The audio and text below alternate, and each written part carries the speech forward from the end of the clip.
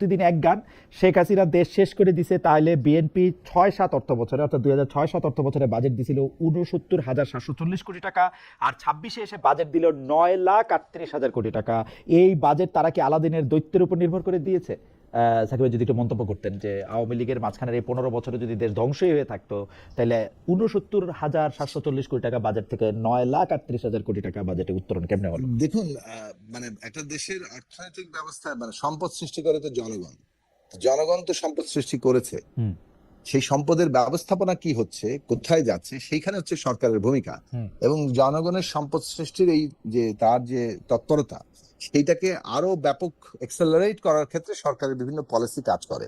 আমরা দেখেছি যে এই 15-17 বছরে 18 বছরে বাংলাদেশ যেখানে যেতে পারতো, মানে যদি আমাদের সম্পদ তৈরির জনগণের যে সম্পদ তৈরির প্রক্রিয়া, সেখানে সেটাকে যদি যথার্থ ব্যবস্থাপনা থাকতো, তাহলে বাংলাদেশ এই 15-17 বছরে অনেক দূর অগ্রগতি হতে পারতো।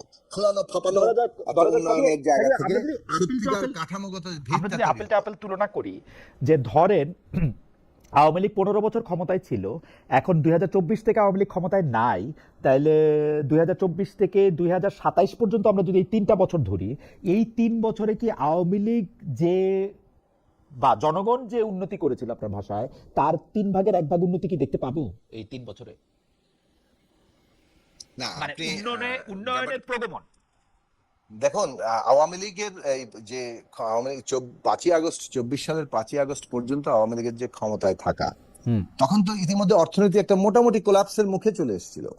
এটা যে প্রক্রিয়া যাচ্ছিল, অনেকেই যেমনটা বলেন যে কোলাপসটা প্রায় অনিবার্য হয়ে উঠছিল, যেভাবে তারা মানে পুরো অর্থনীতিকে একটা মানে ভেতর থেকে ফোকলা করে দিয়েছিল। তো সেইটা মানে সেইটাকে সেই কোলাপসটাকে ঠেকানো এবং একটা পুনরুদ্ধারের জায়গায় যাওয়া, সেই পর্বে কিন্তু আমরা আছি। আমরা এখনো আপনি যেটাকে কোলাপস বলতেছেন, বলতেছেন অর্থনীতির সূচকে, সেইটা আর গত 2 বছরের অবস্থা কতটা কোন আলাদা? সূচকের কথা বলছেন? ধরেন কত টাকা জমা আছে। আওয়ামী লীগ সরকার চলে গেছে, আমি বাংলাদেশ ব্যাংকের গভর্নরের জিজ্ঞেস করলাম আপনার কাছে কত আছে, উনি বললেন যে ওনার কাছে $20 বিলিয়ন আছে। এখন আপনার কাছে কত আছে আসলে মজুদ, যদি আমি বলি? রাইট এট দিস মোমেন্ট মানে মজুদের অ্যামাউন্ট আমি বলতে পারবো না, কিন্তু গত 1 বছরের হিসেবের মধ্যে এটা 35 থেকে 40 বিলিয়নের কাছাকাছি আছে। তো সেটা প্রশ্ন না, এটা আগে দিয়েছিল। যেটা আপনার হিসেবটা 20 বিলিয়ন বলা হয়েছে, এটা বহু হিসাবে এর চেয়ে অনেক কম। না, এটা বাংলাদেশ ব্যাংকের গভর্নরের হিসাব, সেপ্টেম্বরের 2024 বাংলাদেশ ব্যাংকের গভর্নর বলছেন ওনার কাছে $20 বিলিয়ন। কিন্তু তখনও মানে আপনার এই 20 বিলিয়ন মানে ওই যে আইএমএফ এর হিসাবেই $20 বিলিয়ন। আইএমএফ এর হিসাবেই কি আপনার কাছে এখন $35 বিলিয়ন আছে? রাইট এট দিস মোমেন্ট আপনাকে বৈদেশিক আমার মনে হয় না 35 মজুদ আমি 35 দেখাতে আছে, পারছি। আমার কাছে মনে হয় না 35 আছে, 30ও আছে কিনা জানি না। আর যাই হোক, হাওয়েভার, তো আর কোন সূচকে আপনি একটা জিনিস আপনি ধ্বংসপ্রাপ্ত বলতেছেন? আর এ থেকে মানে মানে শুনে মনে হতে পারে যে আমি আওয়ামী লীগ, তা না, আমি বুঝতে চেষ্টা করতেছি যে আপনি সূচকের ক্ষেত্রে যদি আপনি মুদ্রাস্ফীতি ধরেন, অর্থনীতি যেগুলো আপনার একদম মানে মোটা দাগের সূচক বলি, আপনি যদি জিডিপির প্রবৃদ্ধি বলেন, আপনি যদি মাথাপিছু ইনকাম বলেন, আপনি কোনটায় মানে একটা ধ্বংসপ্রাপ্ত বললে তো আপনি ধরেন 2 আর 20, এত তো তফাৎ হওয়া উচিত, তাই না? জিডিপির প্রবৃদ্ধি যে মানে কোথায় নেমে এসছে, জিডিপির প্রবৃদ্ধি এই ইয়াতে 4.2, সেটাও আসলে এই যে সরকার দায়িত্ব নেওয়ার পর থেকে তার যে অ্যাক্সেলারেশনের চেষ্টা, সেটা থেকে এসছে। কিন্তু এটা যে 4-এর কোঠায় আসলো, সেটা একটা সূচক। আপনার মূল্যস্ফীতি না, অন্তর্বর্তী সরকার আগেই তো জিডিপি মানে অন্তর্বর্তী সরকারের তো ওই সরকারের কিউমুলেটিভ ফলাফল, মানে অন্তর্বর্তী সরকার তো নিজেটা ঘটায়নি। অন্তর্বর্তী সরকারের কালে যে ঘটনা ঘটেছে, সেটা পূর্বেকার সরকারের পুঞ্জীভূত ফলাফল। সেটা তো কোভিড আর ইউক্রেন যুদ্ধের ফলাফল। 2023-24 সারা পৃথিবীতে কমছে না, মানে সারা পৃথিবীতে কমেছে, কিন্তু কমাটা কোন জায়গায় এসে দাঁড়িয়েছে সেটার ক্ষেত্রে অভ্যন্তরীণ যে জায়গাটা, সেটা আমরা দেখাচ্ছি। বাংলাদেশের 9টি ব্যাংক এখন আপনি একটা চেক মানে সামান্য একটা চেক নিয়ে গেলে সেই টাকা দিতে পারে না। তার মানে আপনি 9টা ব্যাংককে কোলাপস করে দিয়েছেন, এবং পুরো ব্যাংক ব্যবস্থাপনার উপরে সেটা একটা কিউমুলেটিভ আঘাত আনতে যাচ্ছিল, যেটাকে বলতে পারেন যে ঠেকিয়ে দেওয়া হয়েছে। সেটা অন্তর্বর্তীকালীন সরকারের আমলেও, এবং এখন এটা এসে একটা রিকভারি স্টেজে প্রবেশ করছে। এখন রিকভারিটা আপনার সময় দিতে হবে। রিকভারির সময়টা আমরা বলেছি যে 1 বছরটা আমাদের রিকভারির সময়, যেখান থেকে আমরা উত্তরণে যাব পরবর্তী বছরে। এখন এই জিনিসটার ঘটেছে কারণ ব্যবস্থাপনাগত দিক থেকে এখানে চুরি দুর্নীতি লুটপাটটা ছিল প্রধান তৎপরতা। এখন ব্যবস্থাপনার দিক থেকে আমি বলছি না যে এখানে কোথাও সবকিছু একেবারে মানে ঠিকঠাক হয়ে গেছে, এখানে দুধের নহর বইছে, কিন্তু সরকারের পলিসির দিক থেকে এই যে মানে চুরি দুর্নীতির যে তৎপরতা, সেটার মানে সেটাকে মানে পুরোপুরি বদলে ফেলার জায়গাটাই সরকারের পলিসির জায়গা। না পলিসি এখন ইমপ্লিমেন্ট করতে গেলে একটা যে কাঠামো এতদিন চলেছে, সেই কাঠামোতে তো ধরেন আপনি একবার কোনো সুইচ টিপে রাতারাতি পুরো পরিবর্তন করতে পারেন না। যে কারণে একটা বড় কাজ হচ্ছে, যেমন আমরা প্রায় 8টা অগ্রাধিকারের কথা আপনার সাথে আলাপ করেছি। নবম অগ্রাধিকার ছিল প্রাণ, প্রকৃতি এবং পানি ব্যবস্থাপনা। দশম অগ্রাধিকার ছিল পুরো গভর্নেন্স স্কিম, রাষ্ট্র, প্রতিষ্ঠান, আইন, এইগুলোকে এই যে আমরা একটা $1 ট্রিলিয়ন ইকোনমিতে যেতে চাচ্ছি, সেইটা উপযোগী করে তোলা, এবং এইটা যে এই ধরনের যে অর্থনৈতিক ভাবে একটা লুটপাট করে ফেলা সম্ভব হয়, ধ্বংস করার জায়গা নিয়ে যেতে পারে, সেইটা যাতে আর কেউ করতে না পারে তার কাঠামোগত আয়োজনটা তৈরি করা। ওকে, কারণ আপনি একটা বড় অর্থনীতি ধারণ করার মানে যে প্রাতিষ্ঠানিক ব্যবস্থাপনা থাকা দরকার, গভর্নেন্স থাকা দরকার, সেটা বাংলাদেশে নাই।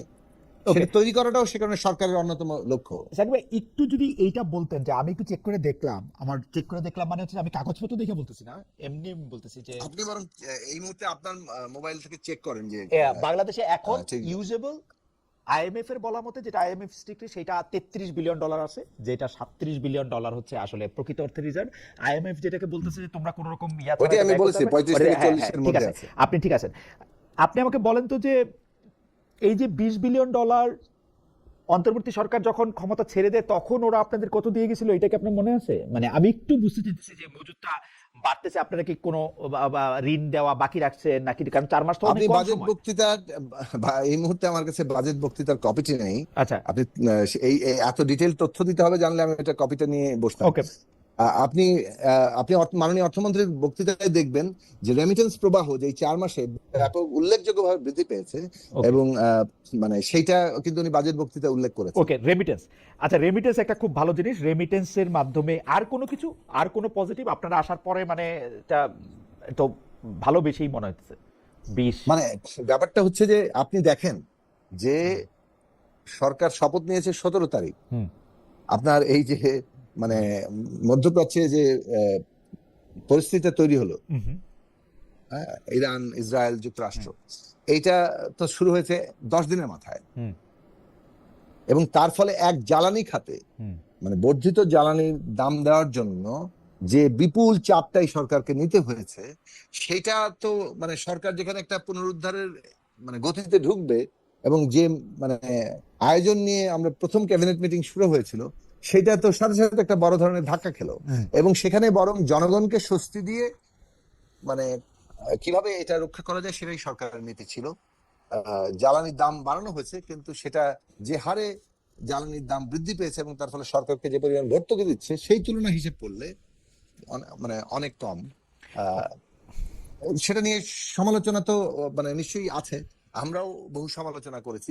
জ্বালানি ক্ষেত্রে যে ব্যাপক দুর্নীতি হয়েছে, মানে সেই দুর্নীতিটাকে দুর্নীতির কাঠামোটা তো রাতারাতি বদলে ফেলা সম্ভব না। যে অপচয় হয়েছে, সেই অপচয়টা কাঠামো রাতারাতি বদলে ফেলা সম্ভব না, যার ফলে ওইগুলো কমিয়ে ফেললে যে আবার জ্বালানি দামের অনেক ক্ষেত্রে সমন্বয় করা যায়, সেই যুক্তিটা এই সরকার গুরুত্বের সাথে বিবেচনা করে।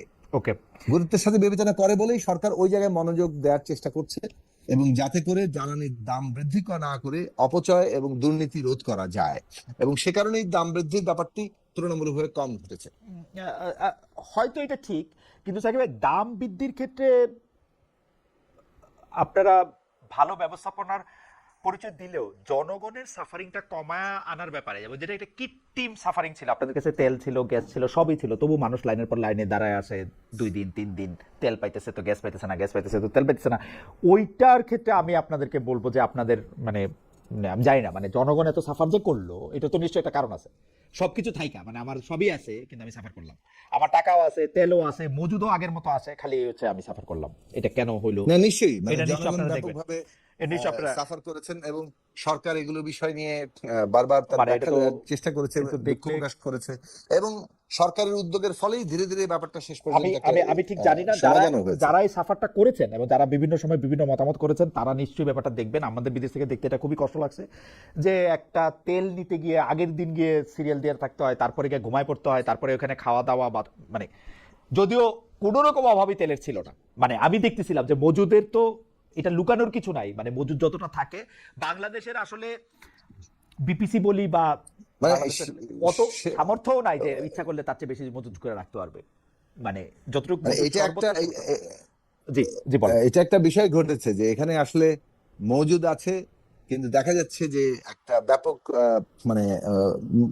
মূল মানে কি বলে জায়গা থেকে তেল নিয়ে যখন বিভিন্ন পেট্রোল পাম্পে যাওয়া হচ্ছে, রাস্তায় কিছু খালি হয়ে যাচ্ছে, তারপরে পেট্রোল পাম্পে না, যাওয়ার পর মানুষ কিছু যে খালি হয়ে অস্থির হয়ে যাচ্ছে। কিনতেছে, রাস্তায় খালি হয়ে যেতেছে, তো রাস্তায় এখন মানুষ অস্থির এই হয়ে পুরো কিনতেছে, তাই না? বিষয়টার পেছনে কেবলমাত্র জনগণের আতঙ্ক হয়ে এটা করা, নাকি আসলে কোনো আমি বিশেষ কতগুলো সরকারের গোষ্ঠী প্রতি মিসট্রাস্ট এবং মানে হ্যাঁ, সরকারের প্রতি অত বিশ্বাস নাই, বিশ্বাস না থাকাটা আমি বড় করে দেখি, কারণ সরকার বলতেছে। না এটা এটা কারণ কারণ সাকিব ভাই এটা দেখেন, একটা আপনি সাকিব ভাই এটা দেখেন, আপনি আমি একটা বলতে পারবেন, জি কিন্তু এখানে কোনো অন্য কোনো গোষ্ঠীগত না, গোষ্ঠীর ব্যাপারটা কি প্রাসাদি ছিল কিনা সাকিব ভাই সেটাও দেখেন, সরকার অনুসন্ধান করছে, কিন্তু সাকিব ভাই আমি আমরা বারবার এখান থেকে এই ব্যাখ্যাটা সরকারের পক্ষ থেকে এই বিষয়টা মানে তাদের অনুসন্ধানগুলো করার চেষ্টা করা হয়েছে, এবং তাতে এরকম অনেকগুলো লক্ষণও পাওয়া গেছে যে কিছু কিছু গোষ্ঠী পরিস্থিতির সুযোগ নিয়ে সাকিব একটা কৃত্রিম অবস্থা তৈরি করার সাকিব ভাই চেষ্টা